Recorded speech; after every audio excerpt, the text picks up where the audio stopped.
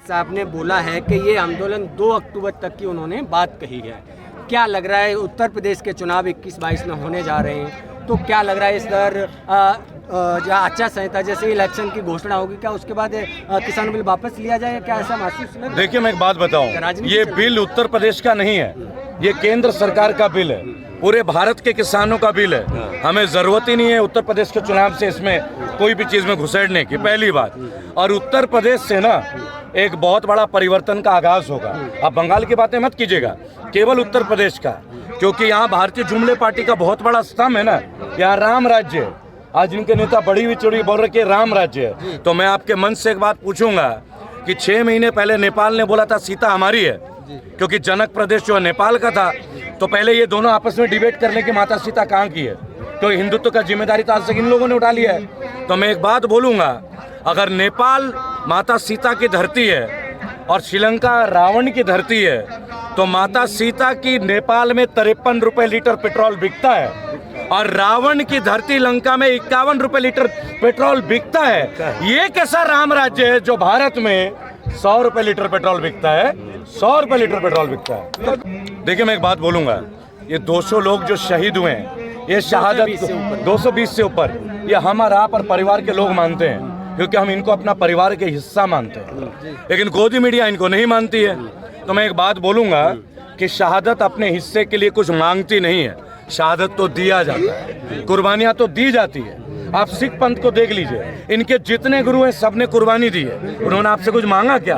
आज भी लंगर चल रहा है, लंगर तब से शुरू हुए थे, लंगर आज भी चल रहा है। ये मोदी जी का आप लोग, मैं विनम्र निवेदन करूंगा कि तहे दिल से धन्यवाद दीजिए, तहे दिल से।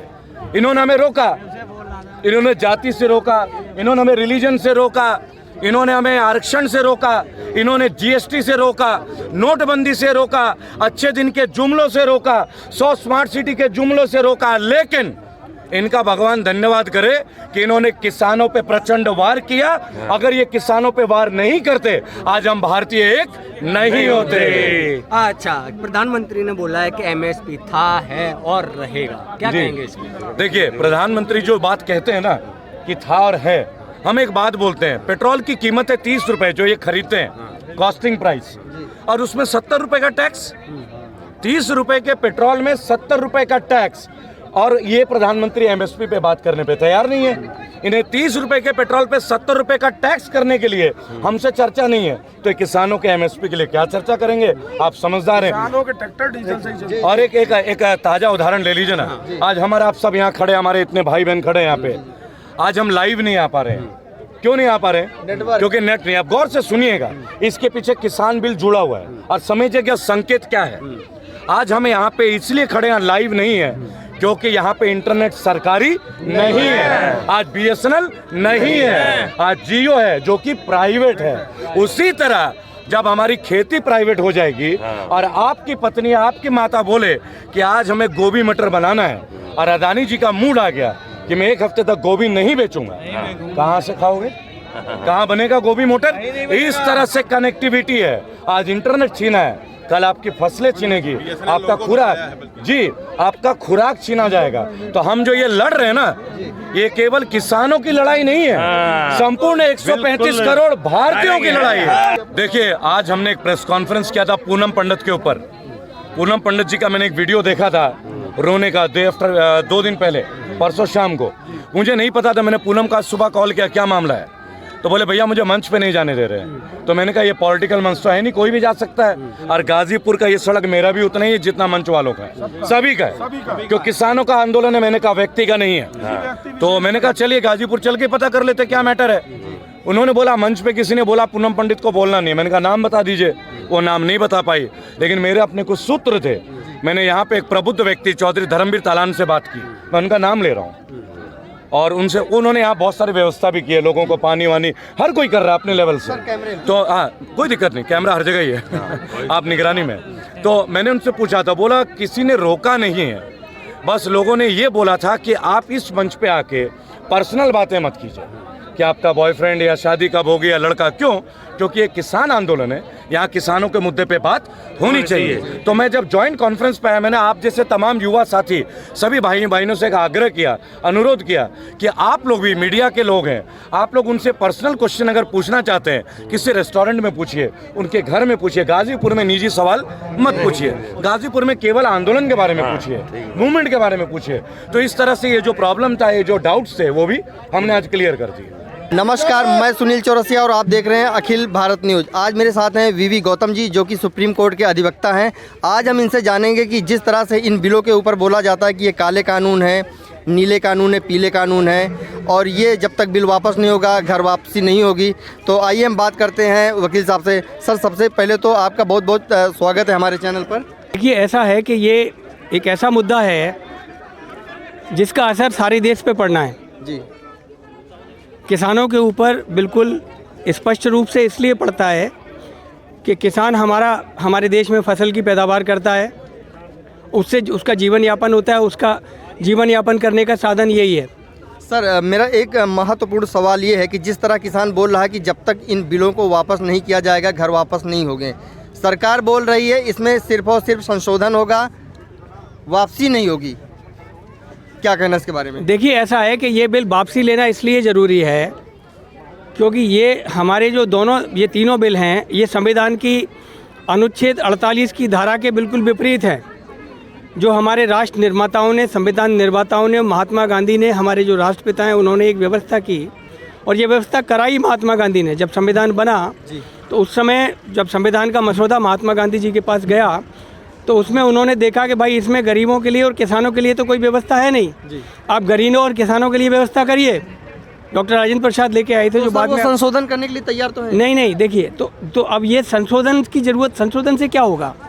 ये कानून ही गलत हैं। पहली चीज़ तो इस पर कानून बनाने का हक राज्य सरकार का है, केंद्र का नहीं है। दूसरी चीज़, इस कानूनों में एक बात बताइए, मैं इंटरवीन करूंगा। आप ये बताइए, आप ये कैसे कह सकते हैं कि राज्य सरकारों के अधीन आता है, केंद्र सरकार क्यों नहीं? क्योंकि सारे बिल और कानून जो भी बनते हैं सारे नहीं, ये हमारे कानून में 3 तरह की सूचियाँ होती हैं। एक सूची होती है केंद्र सरकार की, जिस पे केंद्र सरकार नियम बना सकती है।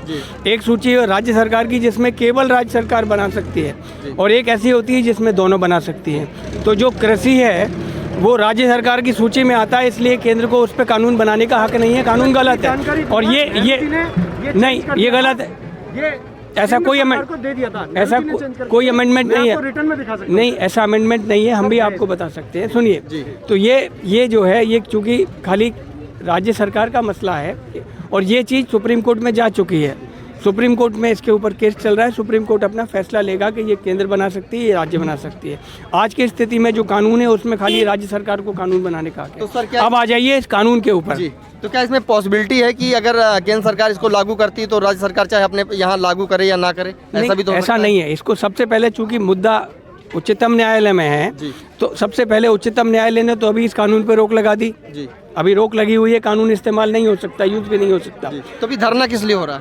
नहीं, आप सुनिए मेरी बात। ये सुप्रीम कोर्ट ने किया है, किसानों ने नहीं मांगा। ये मेरे आपके जैसे कुछ लोगों ने लगाया है कि किसानों के हित में, इसलिए इस कानून को। और दूसरा, ये कानूनी तौर पे गलत है, क्योंकि राज्य सरकार का अधिकार है, इस पर केंद्र सरकार नहीं बना सकती। वहाँ बड़ा लिमिटेड मुद्दा है कि ये कानून जो है राज्य बना सकता है या केंद्र बना सकता है। तो ये मुद्दा उच्चतम न्यायालय के सामने विचाराधीन है। उच्चतम न्यायालय ने अभी कानून को स्थगित कर दिया और इसके बाद वो कहेंगे कि कानून को जब हम सुन लेंगे उसके बाद हम निर्णय देंगे। तो ये तो हुई इस कानून की बात, ये राज्य सरकार के अधिकार क्षेत्र में आता है या केंद्र सरकार की। अच्छा, अब सवाल ये है, किसान नहीं गए उच्चतम न्यायालय के पास। जी बिल्कुल। किसानों की सबसे बड़ी समस्या उनके 3 अप्रीहेंशन है, उनकी जो है चिंता है 3 बहुत बड़ी। सबसे बड़ी चिंता ये है कि अगर उन्होंने आज अपनी ज़मीन एक व्यापारी को दे दी, और ज़मीन में उसमें 2 चीज़ हैं, एक तो आपका रेट फिक्स होगा कि उसका ज़मीन का रेट सालाना क्या मिलेगा।